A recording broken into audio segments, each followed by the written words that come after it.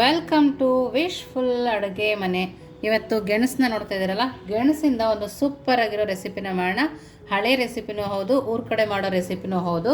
ತುಂಬಾ famous recipe ಅಂತಲೇ ಹೇಳ್ಬೋದು. ತುಂಬಾ ಸುಲಭವಾಗಿ ಮಾಡ್ಕೋಬೋದು.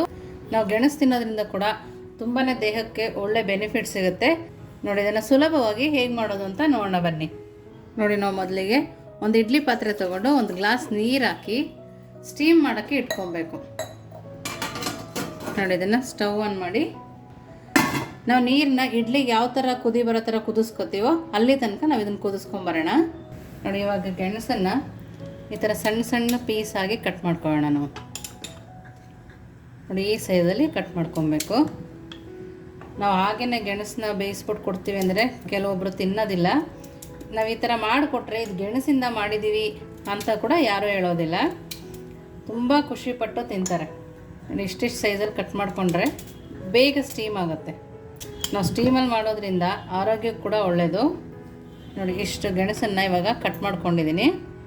ನಾವು ಇದನ್ನು ಈ ಪಾತ್ರೆಗೆ ಹಾಕೋಣ. ನೋಡಿ, ಚೆನ್ನಾಗಿ ತೊಳೆದಿರೋ ಗೆಣಸನ್ನು ಕಟ್ ಮಾಡಿ ಈ ಪಾತ್ರೆಗೆ ಹಾಕ್ಕೊಂಡಿದ್ದೀನಿ. ಇದನ್ನು ನೆಕ್ಸ್ಟ್ ನೋಡಿ, ಇವಾಗ ನೀರು ಕಾಯ್ತಿದೆ. ಇವಾಗ ಈ ಪಾತ್ರೆನಲ್ಲಿಟ್ಟು ಗೆಣಸನ್ನು ಬೇಯಿಸ್ಕೊಬೇಕು. ನಾವು ಇದಕ್ಕೆ ನೀರು ಹಾಕೋಂಗಿಲ್ಲ, ಹಾಗೆಯೇ ಬೇಯಿಸ್ಕೊಬೇಕು. ಸ್ಟೀಮಲ್ಲಿ ಬೆಂದ್ರೇ ಚೆನ್ನಾಗಿರುತ್ತೆ. ಲಿಡ್ಡನ್ನು ಕ್ಲೋಸ್ ಮಾಡಿ ಮೀಡಿಯಮ್ ಫ್ಲೇಮಲ್ಲಿಟ್ಟು 10 ನಿಮಿಷ ಬೇಯಿಸ್ಕೊಬೇಕು. ಇದು ಸಾಫ್ಟಾಗಿ ಬೇಯೋ ತನಕನೂ ಬೇಯಿಸಿದ್ರೆ ನಮಗೆ ಸ್ಮ್ಯಾಶ್ ಮಾಡುವಾಗ ಗಂಟು ಸಿಗೋದಿಲ್ಲ. ನೋಡಿ, ಮೀಡಿಯಮ್ ಫ್ಲೇಮಲ್ಲಿ ಇಟ್ಟಿದ್ವಲ್ಲ, 5ರಿಂದ 10 ನಿಮಿಷ ಆಗಿದೆ. ಸ್ಟವನ್ನು ಆಫ್ ಮಾಡ್ಕೊಂಡಿದ್ದೀನಿ. ಒಂದು ಚಾಕುಯಿಂದ ಪ್ರೆಸ್ ಮಾಡಿ ನೋಡೋಣ ಬೆಂದಿದೆ ಅಂತ ಗೊತ್ತಾಗುತ್ತೆ. ನೋಡಿ, ಎಷ್ಟು ನೀಟಾಗಿ ಬೆಂದಿದೆ. ಇವಾಗ ಇದನ್ನು ಒಂದು ಪ್ಲೇಟಿಗೆ ತಕ್ಕೊಳ್ಳೋಣ. ನೋಡಿ, ಒಂದು ಪ್ಲೇಟಿಗೆ ತಕ್ಕೊಂಡ್ಮೇಲೆ ಬಿಸಿ ಇರುತ್ತಲ್ಲ, ಸ್ವಲ್ಪ ಕೈನ ಒದ್ದೆ ಮಾಡ್ಕೊಂಡು ಸಿಪ್ಪೆ ಎಲ್ಲದನ್ನು ಬಿಡಿಸ್ಕೊಂಬರೋಣ. ಊರ ಕಡೆ ಹಬ್ಬಗಳಲ್ಲಿ ಮಾಡ್ತಾರೆ, ನೆಂಟರುಗಳು ಬಂದಾಗ, ತುಂಬ ಸ್ಪೆಷಲ್ ಡೇಸಲ್ಲೇ ಮಾಡ್ತಾರೆ. ನೋಡಿ, ಈ ಥರ ಎಲ್ಲ ಅದ್ರದ್ದು ಸಿಪ್ಪೆ ತಕ್ಕೊಂಡು ಬಂದಿದ್ದೀನಿ. ಇವಾಗ ನೆಕ್ಸ್ಟ್ ಏನು ಮಾಡೋದು ನೋಡೋಣ ಬನ್ನಿ. ನೋಡಿ, ಒಂದು ಪ್ಲೇಟಿಗೆ ಗೆಣಸು ಹಾಕ್ಕೊಂಡಿದ್ದೀವಲ್ವ, ಸಿಪ್ಪೆ ಎಲ್ಲ ಬಿಡಿಸಿರೋದು ಈ ಥರ ಸ್ಮ್ಯಾಶರಿಂದ ಸ್ಮ್ಯಾಶ್ ಮಾಡ್ಕೊಬೇಕು. ಕೈಯಲ್ಲಿ ಮಾಡೋಕ್ಕೋದ್ರೆ ಬಿಸಿ ಇರೋದ್ರಿಂದ ನಾನು ಸ್ಮ್ಯಾಶರಲ್ಲಿ ಮಾಡ್ಕೊತಾ ಇದ್ದೀನಿ. ಕೈಯಲ್ಲಿ ಕೂಡ ಮಾಡ್ಕೋಬೋದು. ನಮಗೆ ಇದರಲ್ಲಿ 1 ಗಂಟು ಕೂಡ ಸಿಗಬಾರ್ದು, ಆ ಥರ ಸ್ಮ್ಯಾಶ್ ಆಗಿರಬೇಕು. ಆವಾಗ ನಾವು ಮಾಡೋ ರೆಸಿಪಿ ಸೂಪರಾಗಿ ಬರುತ್ತೆ. ನಮ್ಮದು ವಿಶ್ಫುಲ್ ವಾಟ್ಸಪ್ ಗ್ರೂಪ್ ಕೂಡ ಇದೆ. ಆ ಗ್ರೂಪ್ ಕೂಡ ಜಾಯಿನ್ ಆಗ್ಬೋದು. ನಿಮ್ಗೆ ಯಾವ ಅಡುಗೆ ಬೇಕೋ ಅಲ್ಲಿ ಕಮೆಂಟ್ ಮೂಲಕ ತಿಳಿಸಿದ್ರೆ ಆ ಅಡುಗೆನ ಮಾಡಿ ತೋರಿಸ್ತೀವಿ. ನೋಡಿ, ಈ ಥರ ಸ್ಮ್ಯಾಶ್ ಮಾಡ್ಕೊಂಡಿದ್ದೀನಿ ನಾನು. ನೋಡಿ, ಈ ಥರ ಪ್ರೆಸ್ ಮಾಡಿದಾಗ ನಿಮ್ಮ ಕೈಯಲ್ಲಿ ಗಂಟು ಸಿಗುತ್ತಲ್ಲ, ಆ ಥರ 1 ಗಂಟು ಕೂಡ ಸಿಗಬಾರ್ದು. ಆ ಥರ ನಾವು ಇದನ್ನು ಸ್ಮ್ಯಾಶ್ ಮಾಡ್ಕೊಬೇಕು. ನಾವು ಸ್ಮ್ಯಾಶರಲ್ಲಿ ಸ್ಮ್ಯಾಶ್ ಮಾಡಿದ್ಮೇಲೆ ಕೈಯಲ್ಲಿ ಕೂಡ ನೋಡ್ಕೊಳ್ತಾ ಇದ್ದೀನಿ. ನೋಡಿ, ಈ ಥರ ನೋಡಿ ಒಂದು ಸ್ವಲ್ಪನೂ ಗಂಟು ಇಲ್ಲದೆ ಇರೋ ಥರ ಮಾಡ್ಕೊಳ್ಳೋಣ. ಅವಾಗೆಲ್ಲ ಜಾಯಿಂಟ್ ಫ್ಯಾಮಿಲಿ ಇದ್ದಾಗ ತುಂಬ ಜನ ಇರ್ತಾಯಿದ್ರು, ಮಾಡೋಕ್ಕೆ ಕೂಡ ತುಂಬ ಜನ ಇರ್ತಾಯಿದ್ರು. ಹಾಗಾಗಿ ಮಾಡಿಕೊಡೋಕ್ಕೆ ಕೂಡ ತುಂಬ ಚೆನ್ನಾಗಿರ್ತಿತ್ತು. ಇವಾಗೆಲ್ಲ ಸ್ವಲ್ಪ ಜನ ಇರೋದ್ರಿಂದ ಸ್ವಲ್ಪ ಕ್ವಾಂಟಿಟಿನಲ್ಲೇ ಮಾಡ್ಕೊಳ್ಳೋಣ. ಹಬ್ಬಗಳು ಬಂದಾಗಂತೂ ಮಾಡಿಕೊಂಡ್ರೆ ಸಕ್ಕತ್ತಾಗಿರುತ್ತೆ, ಡಿಫ್ರೆಂಟಾಗೂ ಇರುತ್ತೆ.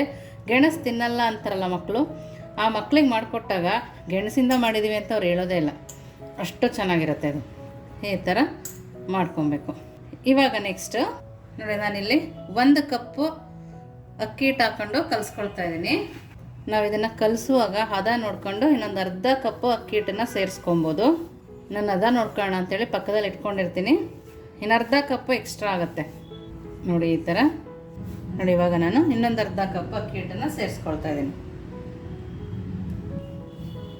ಈ ಟೈಮಲ್ಲಿ ನಾವು ರುಚಿಗೆ ತಕ್ಕಷ್ಟು ಉಪ್ಪನ್ನು ಸೇರಿಸ್ಕೊಂಡು ಸ್ವಲ್ಪ ಸ್ವಲ್ಪ ನೀರು ಹಾಕ್ಕೊಂಡು ಕಲಿಸ್ಕೊಳ್ಳೋಣ. ಇವಾಗ ನಾವು ರೊಟ್ಟಿಗೆಲ್ಲ ಯಾವ ಥರ ಮಾಡ್ಕೊಳ್ತೀವೋ ಆ ಹದಕ್ಕೆ ನಾವು ಇದನ್ನು ಕಲಿಸ್ಕೊಬೇಕು. ಒಂದೇ ಸರಿ ನೀರು ಹಾಕ್ಕೊಬಾರ್ದು, ಸ್ವಲ್ಪ ಸ್ವಲ್ಪನೇ ನೀರನ್ನು ಸೇರಿಸ್ಕೊಬೇಕು. ನೋಡಿ, ಈ ಥರ ನೀಟಾಗಿ ಕಲಿಸ್ಕೊಬೇಕು. ನಾನೊಂದು ಬಟ್ಲಾಗುವಷ್ಟು ನೀರನ್ನು ಹಾಕ್ಕೊಂಡಿದ್ದೀನಿ. ನಾವು ಚಪಾತಿ ಹಿಟ್ಟನ್ನು ಯಾವ ಹದಕ್ಕೆ ಕಲಿಸ್ತೀವೋ ಆ ಹದಕ್ಕೆ ಕಲಿಸ್ಕೊಂಬರೋಣ. ನೋಡಿ, ಇವಾಗ ಚೆನ್ನಾಗಿ ನಾದ್ಕೊಂಡು ಈ ಥರ ಕಲಿಸ್ಕೊಳ್ತಾ ಇದ್ದೀನಿ. ನೋಡಿ, ಈ ಥರ ಕಲಿಸ್ಕೊಂಡು ನೆಕ್ಸ್ಟ್ ನೋಡಿ, ನಾವಿಲ್ಲಿ ಮುರುಕು ಚಕ್ಲಿ ಎಲ್ಲ ಮಾಡ್ತೀವಲ್ಲ, ಆ ಥರ ಒಂದು ಚಕ್ಲಿ ಹುಳ್ಳನ್ನು ತಗೊಂಡಿದ್ದೀನಿ. ನೋಡಿ, ಈ ಥರ ಮೆಷಿನ್ನ ತಗೋಬೋದು. ಸಣ್ಣ ಮಿಕ್ಸರ್ ಮಾಡ್ತೀವಲ್ಲ, ಆ ಪ್ಲೇಟ್ನ ತಗೊಂಡು ಇದ್ರೊಳಗಡೆ ಹಾಕ್ಕೊಂಡು ಎಣ್ಣೆನ ಸವರಿ ಇಟ್ಕೊಳ್ತಾ ಇದ್ದೀನಿ. ನಾವು ಎಣ್ಣೆ ಸರೋದ್ರಿಂದ ನಾವು ಮಾಡೋದು ಅಂಟೋದಿಲ್ಲ ಅಂಥೇಳಿ ಎಣ್ಣೆನ ಸರ್ಕೊಂಡಿದ್ದೀನಿ. ಇವಾಗ ನಾವು ಹಿಟ್ಟನ್ನು ಮಾಡ್ಕೊಂಡಿದ್ವಲ್ಲ, ನೋಡಿ, ಈ ಹಿಟ್ಟನ್ನು ಈ ಥರ ಸಣ್ಣ ಸಣ್ಣ ಉಂಡೆಗಳನ್ನಾಗಿ ಮಾಡ್ಕೊಳ್ತಾ ಇದ್ದೀನಿ. ಮತ್ತೊಂದು ಸರಿ ಕೈಯಲ್ಲಿ ನಾದ್ಕೋಬೇಕು. ನೋಡಿ ಇವಾಗ ಒಂದು ಉಂಡೆ ತಗೊಂಡು ನಾವು ರೆಡಿ ಮಾಡ್ಕೊಂಡಿರೋ ಮೋಲ್ಡಿಗೆ ಹಾಕೋಣ. ನೋಡಿ ಈ ಥರ ನೋಡಿ ರೆಡಿ ಮಾಡ್ಕೊಂಡಿದ್ದೀವಲ್ವ, ನೋಡಿ ಈ ಥರ ಬರುತ್ತೆ. ಇದನ್ನು ಇವಾಗ ನೋಡಿ ಬಾಳೆದೆಲೆನ ಕಟ್ ಮಾಡಿ ಇಟ್ಕೊಂಡಿದ್ದೆ ಅದ್ರ ಮೇಲೆ ಹಾಕೋಣ. ನೋಡಿ ಎಷ್ಟು ಚೆನ್ನಾಗಿ ಕಾಣಿಸ್ತಾ ಇದೆಯಲ್ಲ.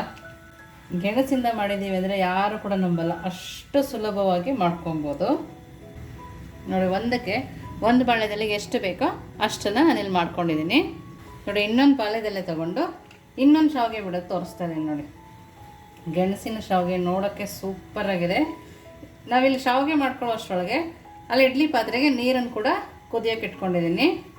ನೋಡಿ ಶಾವಿಗೆ ಮಾಡ್ಕೊಂಡಾದ್ಮೇಲೆ ಅದ್ರ ಮೇಲೆ ಸ್ವಲ್ಪ ಸ್ವಲ್ಪ ಕಾಯಿ ತುರಿನ ಉದುರಿಸ್ಕೊಳ್ಳೋಣ. ನೋಡೋಕ್ಕೂ ಚೆನ್ನಾಗಿರುತ್ತೆ, ತಿನ್ನೋಕ್ಕಂತೂ ಸೂಪರಾಗಿರುತ್ತೆ. ನೋಡಿ ಎಲ್ಲದೂ ಮಾಡಿ ರೆಡಿ ಇದೆಯಲ್ಲ. ಇದನ್ನು ಇವಾಗ ನಾವು ನೀರು ಕಾಯಕ್ಕೆ ಇಟ್ಟಿದ್ವಲ್ಲ ಅದು ಕೂಡ ಚೆನ್ನಾಗಿ ಬಿಸಿಯಾಗಿದೆ.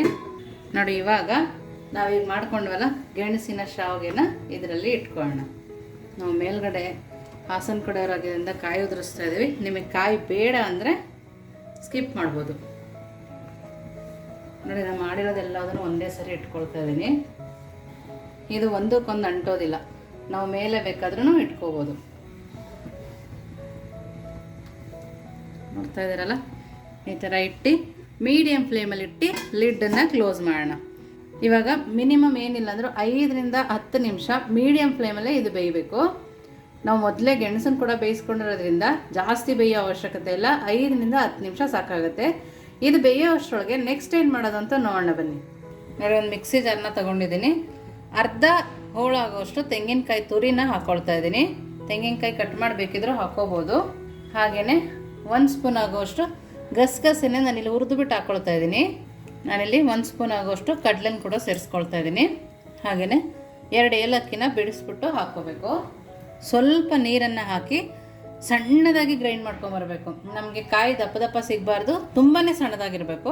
ಆ ಥರ ರುಬ್ಕೊಂಬರೋಣ. ನೋಡಿ ಎಷ್ಟು ಸಣ್ಣದಾಗಿ ಆಗುತ್ತೋ ಅಷ್ಟು ಸಣ್ಣದಾಗಿ ರುಬ್ಕೊಂಬರ್ಬೇಕು. ನೋಡಿ ತುಂಬಾ ಸಣ್ಣದಾಗಿ ರುಬ್ಬಿದ್ದೀನಿ ನಾನು ಈ ಥರ. ಇವಾಗ ಇದನ್ನು ಪಕ್ಕಕ್ಕೆ ಇಟ್ಟು ನೆಕ್ಸ್ಟ್ ಏನು ಮಾಡೋದು ನೋಡೋಣ ಬನ್ನಿ. ನೋಡಿ ಇವಾಗ ಒಂದು ದಪ್ಪ ತಳ ಇರೋ ಪಾತ್ರೆನ ತೊಗೊಂಡಿದ್ದೀನಿ. ಹಾಗೆಯೇ 1 ಬೌಲ್ ಆಗೋಷ್ಟು ಬೆಲ್ಲನ ಇಲ್ಲಿ ಸೇರಿಸ್ಕೊಳ್ತಾ ಇದ್ದೀನಿ. ಅದೇ ಬೌಲಲ್ಲಿ 1 ಬೌಲ್ ಆಗೋಷ್ಟು ನೀರನ್ನು ಕೂಡ ಸೇರಿಸ್ಕೊಳ್ತಾ ಇದ್ದೀನಿ. ಇವಾಗ ನಾವು ಇದನ್ನು ಚೆನ್ನಾಗಿ ಕರಗಿಸ್ಕೊಬೇಕು. ನಮಗೆ ಬೆಲ್ಲ ಇಲ್ಲಿ ಪಾಕ ಬರಬೇಕಾಗಿಲ್ಲ, ಬರೀ ಬೆಲ್ಲದ ಕರಗಿದ್ರೆ ಸಾಕಾಗತ್ತೆ. ಚೆನ್ನಾಗಿ ಬೆಲ್ಲ ಕುದಿಬೇಕು, ಒಂದೆಳೆ ಪಾಕ ಆ ಥರ ಏನೂ ಬರೋಂಗಿಲ್ಲ, ಬರೀ ನೀರು ಥರ ಆದರೆ ಸಾಕು. ನೋಡಿ ಈ ಥರ ಕೈ ಆಡಿಸಿ ಬೆಲ್ಲ ನೀಟಾಗಿ ಕರಗಿದೆ. ನೋಡಿ ನಮಗೆ ಈ ಥರ ಬೆಲ್ಲ ಕರಗಿದ ನಂತರ ನಾವು ರುಬ್ಬಿಟ್ಕೊಂಡ್ವಲ್ಲ ಆ ಕಾಯಿ ಹಾಲನ್ನು ಕೂಡ ಸೇರಿಸ್ಕೊಳ್ಳೋಣ. ಕೆಲವೊಬ್ಬರು ಕಾಯಿ ರಸನ ತಕ್ಕೊಳ್ತಾರೆ, ನಾನು ಸಣ್ಣ ರುಬ್ಬಿರೋದ್ರಿಂದ ಹಾಗೆ ಹಾಕ್ಕೊಳ್ತಾ ಇದ್ದೀನಿ. ನೋಡಿ ಅದೇ ಮಿಕ್ಸಿ ಜಾರಿಗೆ ನೀರನ್ನು ಹಾಕ್ಕೊಳ್ತಾ ಇದ್ದೀನಿ. ನಮಗೆ ಕಾಯಿ ಹಾಲು ಸ್ವಲ್ಪ ತೆಳುನೇ ಇರಬೇಕು. ಗಸಗಸೆ ಕಾಯಿ ಎಲ್ಲ ಹಾಕಿರೋದ್ರಿಂದ ಘಮ ಘಮಾನ್ ಸ್ಮೆಲ್ ಬರ್ತಾಯಿದೆ. ಇದನ್ನು ಜಾಸ್ತಿ ಕುದಿಸೋಂಗಿಲ್ಲ, 1 ರಿಂದ 2 ನಿಮಿಷ ಕುದಿಸೋಣ. ಮೀಡಿಯಮ್ ಫ್ಲೇಮಲ್ಲಿಟ್ಟು ಕುದಿಸ್ಕೊಂಬರೋಣ. ನೋಡಿ ಕಾಯಲ್ಲಿ ಕೂಡ ಕುದೀತಾ ಇದೆಯಲ್ಲ, ನೋಡಿ ಚೆನ್ನಾಗಿ ಕುದ್ದಿದೆ. ನಮ್ಮ ಕಾಯಿ ರಸ ಮತ್ತು ಬೆಲ್ಲಕ್ಕೆಲ್ಲ ಹಿಡಿಬೇಕಿತ್ತು. 1 ರಿಂದ 2 ನಿಮಿಷ ಕುದಿಸಿರೋದ್ರಿಂದ ಚೆನ್ನಾಗಾಗಿದೆ. ಘಮ ಅಂತೂ ಸೂಪರಾಗಿ ಬರ್ತಾಯಿದೆ. ಕಾಯಿ ಹಾಲಂತೂ ರೆಡಿ ಆಯಿತು. ಇವಾಗ ಶಾವಿಗೆ ಏನಾಗಿದೆ ಅಂತ ನೋಡೋಣ ಬನ್ನಿ. ನೋಡಿ ನಮ್ಮ ಶಾವಿಗೆ ಕೂಡ ರೆಡಿ ಇದೆ. ನೋಡಿ ಇವಾಗ ಸ್ಟವನ್ನು ಆಫ್ ಮಾಡ್ಕೊಳ್ಳೋಣ.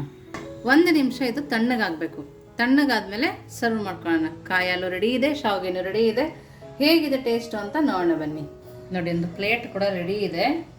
ನೋಡಿ ಗೆಣಸಿನ ಶಾವಿಗೆ ನೋಡ್ತಾ ಇದ್ರಲ್ಲಿ ಎಷ್ಟು ಚೆನ್ನಾಗಿ ಬರ್ತಾಯಿದೆ ನೋಡಿ.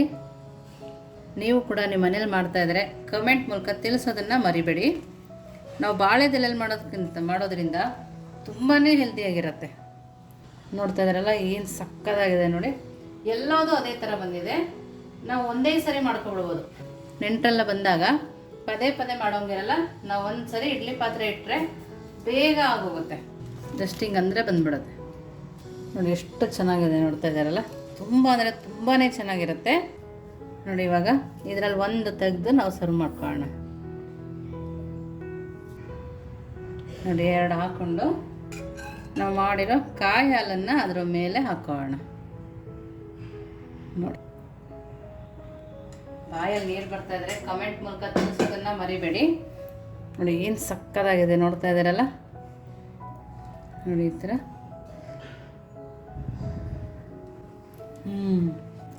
ತುಂಬ ಅಂದರೆ ತುಂಬಾ ಚೆನ್ನಾಗಿದೆ.